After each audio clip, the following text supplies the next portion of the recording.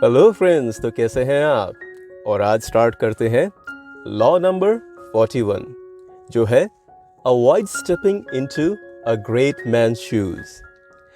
तो Robert Greene ने इस लॉ में कहा है कि जो भी कुछ पहले परफॉर्म होता है वही हमेशा बेहतर और ओरिजिनल कहलाता है, और जब कोई उसी काम को बाद में करता है तो लोग ये कहते तो हैं कि ये भी अच्छा काम है, पर साथ ही साथ वो उस काम को पहले वाले काम से कंपेयर करके ये भी कह देते हैं कि पहले वाला काम तो पहले वाला ही था, उससे मुकाबला नहीं हो सकता।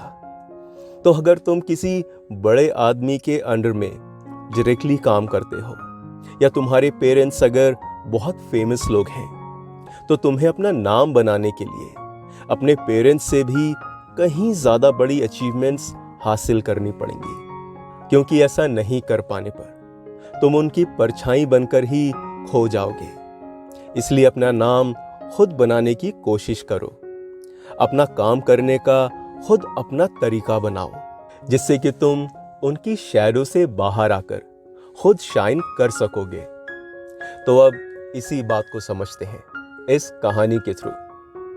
तो जब 55 सालों तक ग्लोरियसली रूल करने के बाद 1715 में लुइस 14 की डेथ हुई, तो सभी लोगों की नजरें उसके ग्रेट ग्रैंडसन पर टिकी हुई थीं कि अब उनके लिए वो ही उनका राजा, उनका लुई 15 बनेगा। तो इस टाइम लुई 14 के ग्रेट ग्रैंडसन की एज सिर्फ 5 साल की थी। तो क्या वो खुद को एक ग्रेट लीडर प्रूव कर पाएगा, अपने परदादा की तरह या फिर उनसे बेहतर। तो लुई 14 ने जब गद्दी संभाली थी तो देश में सिविल वॉर के हालात थे, और कुछ ही सालों की मेहनत के बाद अब वो यूरोप के बहुत इंपॉर्टेंट और पावरफुल किंगडम के राजा थे। मगर अभी उनकी डेथ के कुछ पहले के साल काफी परेशानियों से भरे हुए गुजरे थे। शायद अब वो थक चुके थे और उनकी उम्र भी काफी हो गई थी, और अब ऐसी होप की जा रही थी कि अब ये बच्चा एक स्ट्रॉन्ग रूलर बनकर उभरेगा और देश की मिट्टी को और भी मजबूत बनाएगा, जिसकी फाउंडेशन लुई 14 ने रखी थी। और इसलिए इस छोटे बच्चे को फ्रांस के सबसे बेहतरीन दिमाग रखने वालों को उसका ट्यूटर बना गया, जो कि उसके पॉलिटिक्स और स्टेट क्राफ्ट की आर्ट सिखाने वाले थे। तलवारबाजी, वॉर और वॉर पॉलिटिक्स सभी कुछ उसे सिखाया गया। उसके केयर टेकर्स ने उसकी एजुकेशन में कोई भी कमी नहीं छोड़ी थी। और फिर टाइम आने पर 1726 में जब ये बच्चा लुई 15 बनकर राजगद्दी पर बैठा, तो अचानक ही उसकी जिंदगी में आया ये बदलाव उस पर हावी हो गया, क्योंकि अब ना तो उसे पढ़ना ही था और ना ही उसे खुद को किसी के सामने प्रूव करना था। अब वो राजा था, उसके पास पावर थी और वो जो चाहे वो कर सकता था। फिर गद्दी पर बैठने के पहले साल ही लुई 15 ने सारा काम और गवर्नेंस अपने कुछ खास ट्रस्टेड मिनिस्टर्स को थमा दिया और खुद मटेरियलिस्टिक प्लेजर्स में डूब गया। अब उन्हीं मिनिस्टर्स में से एक मिनिस्टर था आंद्रे हरक्यूल दे क्लूरी। उसने लुई 15 को समझाने और अपनी जिम्मेदारियों को संभालने की बात की, पर जब थोड़ा टाइम निकल जाने पर भी लुई 15 में कोई बदलाव नहीं आया, तो उसने भी उम्मीदें करनी छोड़ दी। दरअसल लुई 15 का फ्रांस के फाइनेंसेस में कोई इंटरेस्ट नहीं था, और ना ही उसे इस बात की कोई फिक्र थी कि अगर स्पेन ने अटैक कर दिया तो वो क्या करेगा। अगर उसे किसी बात की चिंता थी तो सिर्फ अपने एंटरटेनमेंट की, और इसी के चलते जब वो शिकार या लड़कियों के पीछे नहीं भाग रहा होता था तो वो जुआ खेलकर बड़ी बड़ी रकमें हार रहा होता था। और फिर धीरे धीरे बाकी सभी मिनिस्टर्स भी अपने राजा के ही रंग में रंग गए। अब उनको भी फ्रांस के फ्यूचर में इंटरेस्ट नहीं रह गया था। अब वो एक दूसरे की चुगलियां करते थे और लुइस को झूठी तारीफें करते थे ताकि उनको इनाम या फिर किसी तरह का कोई प्रमोशन हासिल हो जाए। खैर, तो 1745 में लुई 15 को मदाम दे पोम्पाडोर से प्यार हो गया।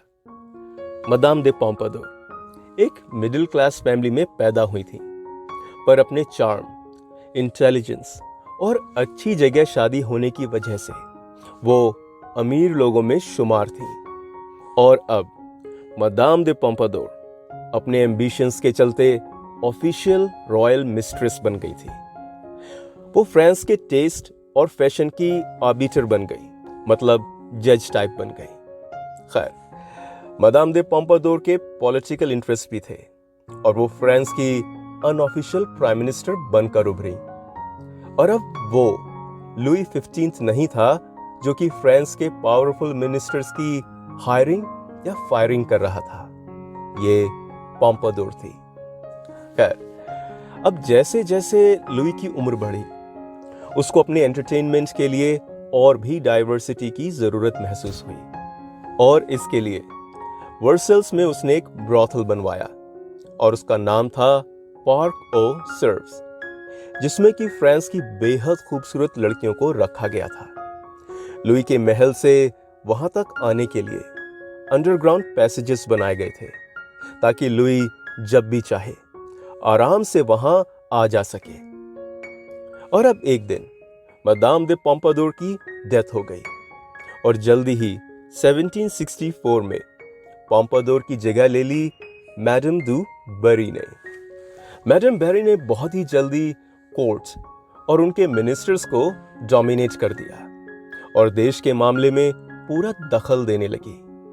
उसने फ्रांस के सबसे काबिल डिप्लोमेट्स और फॉरेन मिनिस्टर इटेन दी चोइसल को सिर्फ इसलिए नौकरी से निकलवा दिया क्योंकि वो उसे बहुत ज्यादा इज्जत नहीं देता था। और जैसे जैसे टाइम बीता, फ्रांस की हालत और भी खराब होती गई और नाजों से पला हुआ लुइस भी टाइम के साथ बदतर होता चला गया।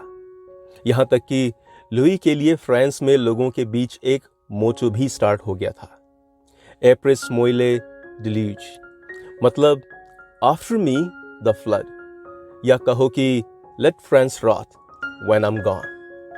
खैर, तो जल्दी ही 1774 में लुई 15 की मौत हमेशा लड़कियों से घिरे रहने की वजह से रिलेटिवली यंग एज में ही हो गई। अब उसका ग्रैंडसन लुई 16 बना और उससे सबकी उम्मीदें थी कि अब लुई 16 एक स्ट्रॉन्ग लीडर की तरह फ्रांस की बिगड़ी हालत को संभाल लेगा। पर लुई 16 अपने ग्रैंडफादर से भी ज्यादा वीक निकला और इसी के चलते 1792 में फ्रेंच रेवोल्यूशन हुआ, मोनार्की खत्म हुई और फ्रांस एक रिपब्लिक देश बन गया। और फिर इसके कुछ ही महीनों के बाद लुई 16 को भी पब्लिकली मार डाला गया।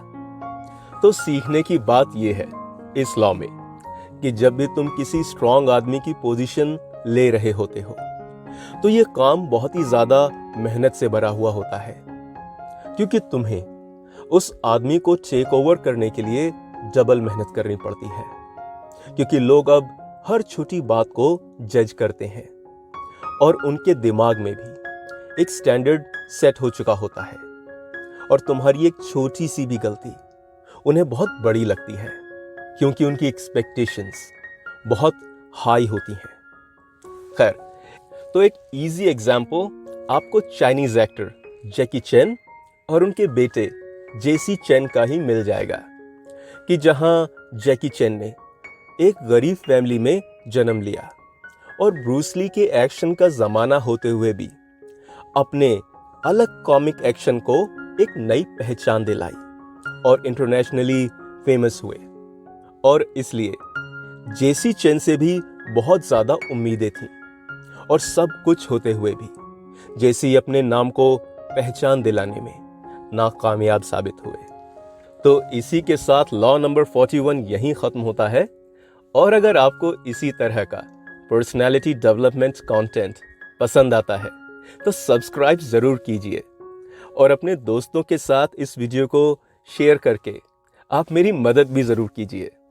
और फिर नेक्स्ट टाइम मिलते हैं लॉ नंबर 42 के साथ, जो है strike the shepherd and the sheep will scatter. और तब तक के लिए keep learning, keep smiling. Thank you.